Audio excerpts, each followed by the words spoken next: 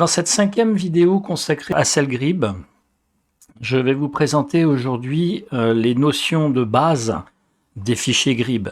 Je précise bien les notions de base parce que les fichiers Grib, c'est un domaine assez complexe et ça fera l'objet d'une vidéo plus détaillée ultérieurement. Là, on a besoin de connaître le minimum pour pouvoir utiliser Cellgrib rapidement. Cette application permet de télécharger ce qu'on appelle des fichiers Grib. Un fichier Grib, c'est quoi? Un fichier Grib, c'est un fichier de prévision météo consacré exclusivement au vent. Donc c'est un fichier de prévision de vent. On en a besoin pour pouvoir utiliser cette application de navigation pour des bateaux à la voile. On a dans le bouton plus ici l'accès aux requêtes Grib. On va presser ce bouton. Ici, on a une série d'options que l'on va survoler rapidement. On a l'accès aux sources de fichiers Grib. La source ici proposée par défaut, c'est Cellgrib. On ne va pas y toucher aujourd'hui. On va utiliser la source Cellgrib pour télécharger nos fichiers de vent. On a ici des modèles. Là, on va l'ouvrir rapidement. Cellgrib nous propose plein de modèles. Du modèle GFS américain, donc les Arome et Arpège qui sont des modèles de Météo France et plein d'autres choses, on y reviendra plus tard. Ici, dans cette présentation de Cellgrib, elle se déroule donc sur les côtes françaises. La météo qui va nous intéresser, ça va être les météos de Météo France. On va s'intéresser aux modèles Arpège et les modèles Arome. Je ne vais pas rentrer dans les détails de ce à quoi correspondent, je vous dis juste c'est Arome et Arpège qui sont les modèles de Météo France. Arome 0025, c'est parfait. J'annule pour confirmer. Ici, on a un réglage de pas de temps. Ça veut dire que si on clique dessus, il nous propose de télécharger un fichier Grib du modèle Arome suivant un pas de temps de 1 heure, 3 heures, 6 heures, 12 heures ou 24 heures. Ça veut dire que dans ce cas de figure-là, à 1 heure, on va avoir des prévisions de vent heure par heure. Pour un endroit donné, ce sera heure par heure. Toutes les heures, il y aura une prévision de vent sur un secteur précis. Sinon, ce sera une prévision de vent toutes les 3 heures, une prévision de vent toutes les 6 heures, etc. Là, on fait de la navigation côtière.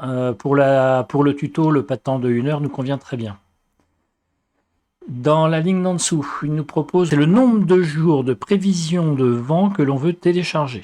Donc le nombre de jours, ici, le modèle Arome propose de télécharger 1 jour ou 2 jours de prévision de vent. Donc on va prendre 2 jours, même si le parcours qu'on va faire ne va s'étaler que sur une journée.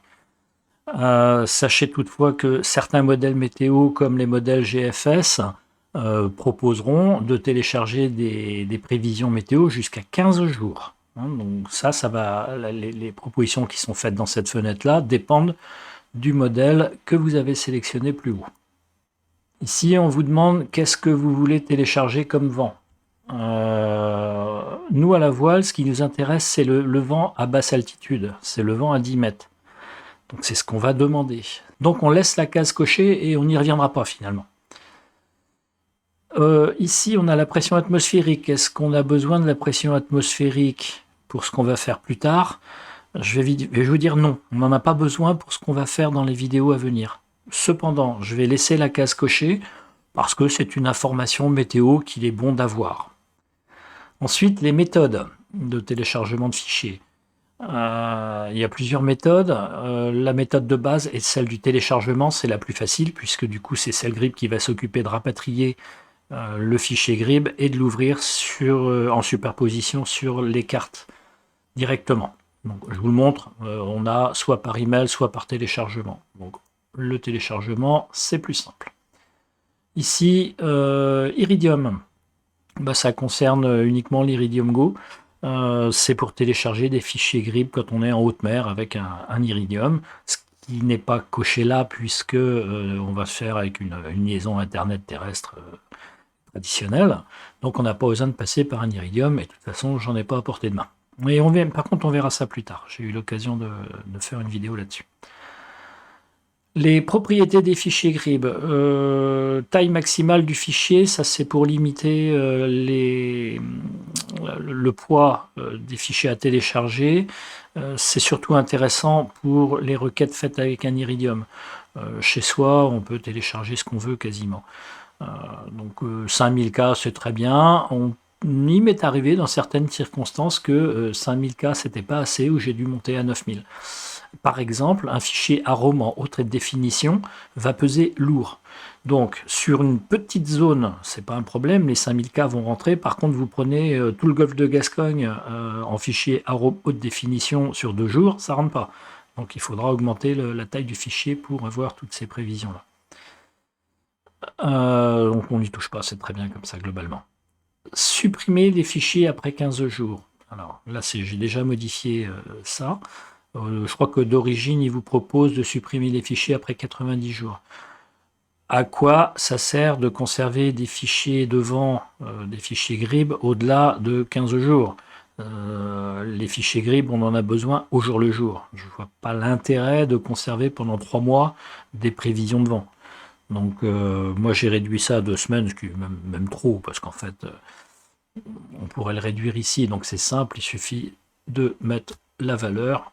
On fait OK, vous allez voir, s'il y a en mémoire dans mon téléphone des fichiers GRIB qui ont été téléchargés entre les 7 et les 15 derniers jours, il va me demander si je veux les effacer. Donc je réponds OK. 7 jours, OK. Là, c'est pas le cas. Donc qu'est-ce qui va se passer? C'est que tous les 7 jours, enfin à chaque fois que je vais lancer SLGRIB, il va détecter s'il y a des fichiers de prévision de vent qui ont plus de 7 jours d'ancienneté, et si oui, il me demandera si je veux les supprimer. Et je dirais oui, ça me libérera de la place sur la zone de stockage de ma tablette. Répertoire où sont téléchargés les fichiers, download, c'est très bien, en fichier téléchargement.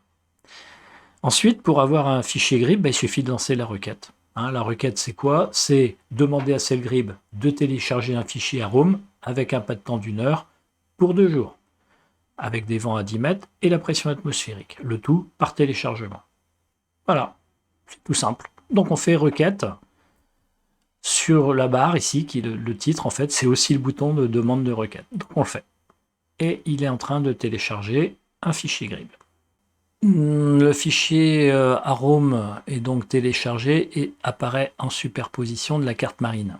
On y voit la représentation des vents prévus. Ça se représente sous forme de petits symboles, ces symboles-là, qui sont ce qu'on appelle des barbules. Elles nous informent de plusieurs choses, et de différentes manières. Les choses, ce sont les directions de vent et la force du vent. Rien qu'à la voir, on sait d'où vient le vent et à quelle puissance il est. Nous avons ici la ligne principale, la longue ligne, qui donne la direction. C'est une direction qui part, on va dire, de sud-est, très est, vers l'ouest. Donc on sait qu'on a un vent ici de secteur est vers ouest. Donc c'est un vent de secteur est. On a également 2 petits traits en dessous.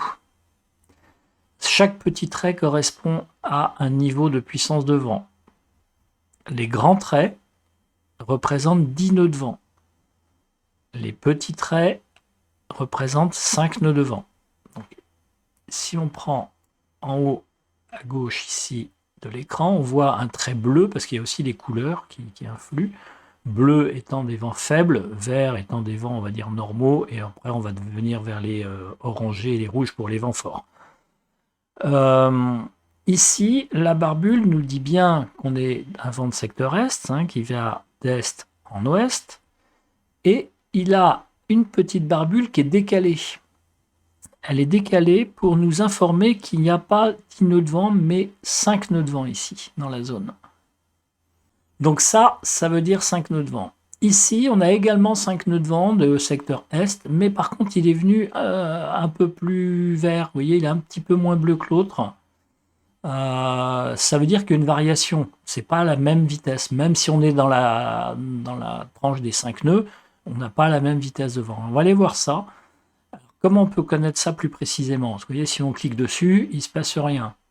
Et si je clique dessus, bah, il n'y a rien de plus. Et bien pour ça, vous avez la cible ici, qui vous montre ce que l'on va positionner sur la barbule et qui va nous donner les informations. Donc là, on va déplacer la carte sous la petite cible. On va se mettre ici. Hop, peut-être.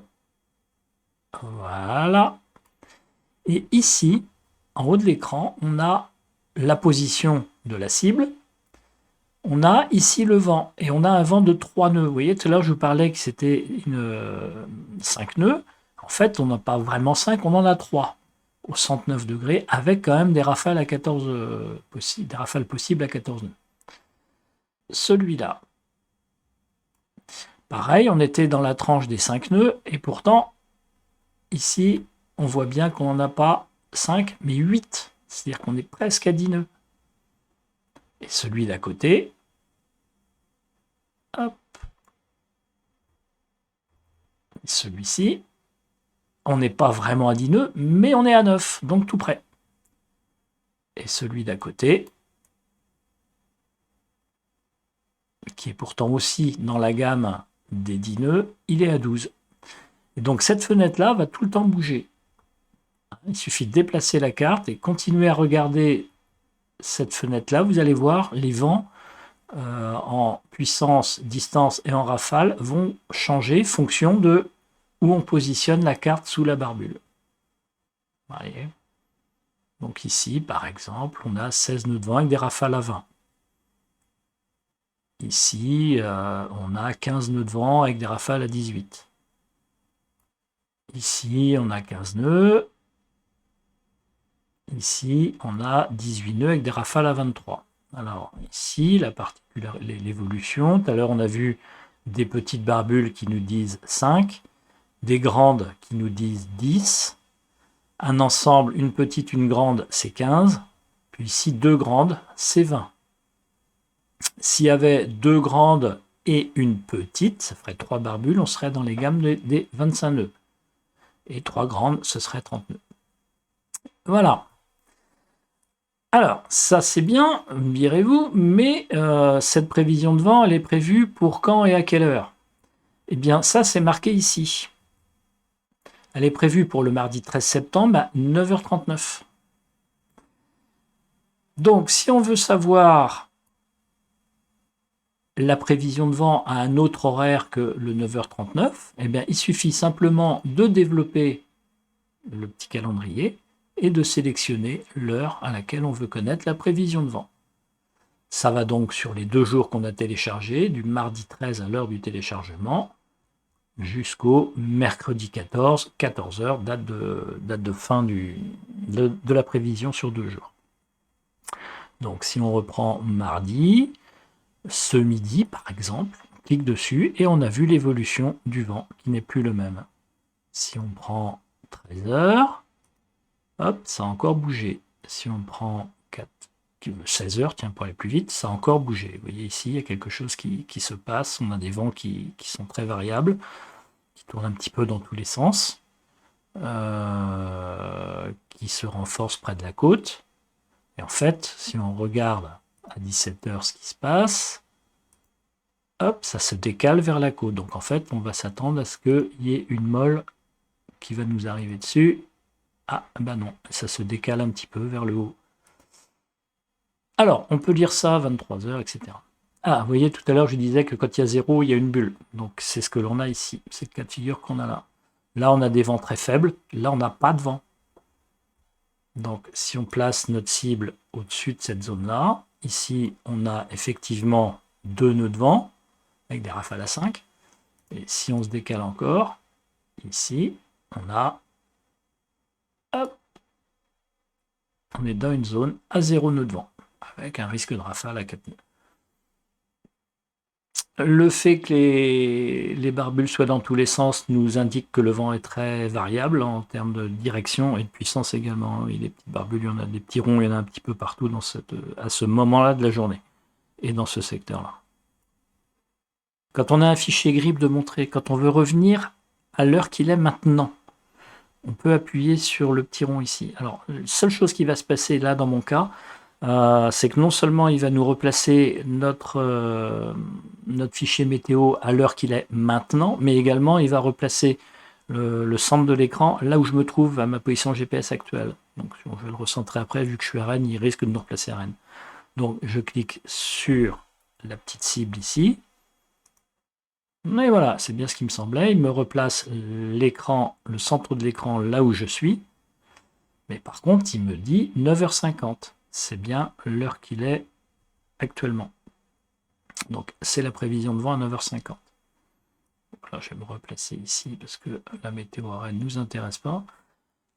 Voilà comment on fait. Alors, à partir de maintenant, pour voir l'évolution du fichier météo, on peut faire lecture. Ici, le bouton de lecture va nous permettre de faire défiler le temps. Et donc, on va voir l'évolution de l'image des vents.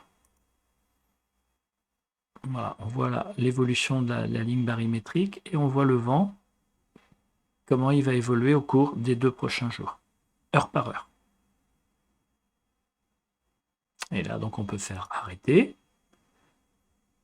se recaler à l'heure qu'il est maintenant en appuyant sur la cible. Et voilà.